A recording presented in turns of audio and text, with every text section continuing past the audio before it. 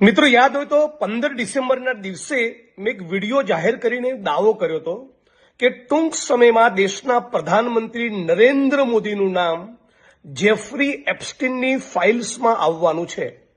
Jeffrey Epstein એ માણસ છે જે દેશ અને દુનિયાના મોટા મોટા પૂંજીપતિઓ, ઉદ્યોગપતિઓ, સ્પોર્ટ્સમેન, સેલિબ્રિટીઝ અને જે પણ સાધન સંપન્ન માણસ છે એમને 18 વર્ષથી નાની દીકરીઓ પ્રોવાઈડ કરતો હતો। મોટી ઉંમરની મહિલાઓની સાથોસાથ 18 વર્ષથી નાની દીકરીઓના યૌન શોષણના આંતરરાષ્ટ્રીય નેટવર્કનો જે મુખ્ય સૂત્રધાર છે એનું નામ જેફરી એપ્સ્ટીન।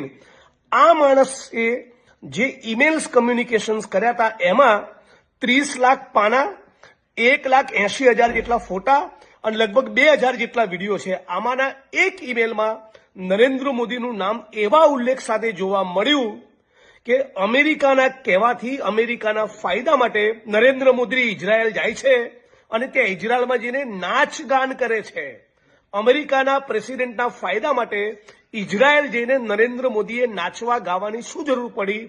અને જે માનવ તસ્કરી, યૌન શોષણ અને 18 વર્ષથી નાની ઉંમરની દીકરીઓ આખી દુનિયાના લંપટ ચરિત્રહીન માણસોને પહોંચાડતો હતો એ જેફરી એપ્સ્ટીન સાથે નરેન્દ્ર મોદીને સુવાળા સંબંધો કેમ હતા એની બાબતની સ્પષ્ટતા આ દેશના પ્રધાનમંત્રી નરેન્દ્ર મોદીએ પોતે કરવી જોઈએ। આજે ગઈકાલે ખુલાસો થયો, એ ખુલાસા થકી ભારત અને આખા ગુજરાતની અસ્મિતા ગૌરવ ખંડિત થયા છે। આવા ચરિત્રહીન દુનિયામાં સૌથી વધારે બદનામ માણસ સાથે આપણા દેશના પ્રધાનમંત્રીને સંબંધ હોય, એ બંને એકબીજાના ટચમાં હોય, બીજા એક ત્રીજા રાષ્ટ્રની સેવા ચાકરીમાં લાગેલા હોય, આ બહુ ભયંકર મોટી ચિંતાનો વિષય છે।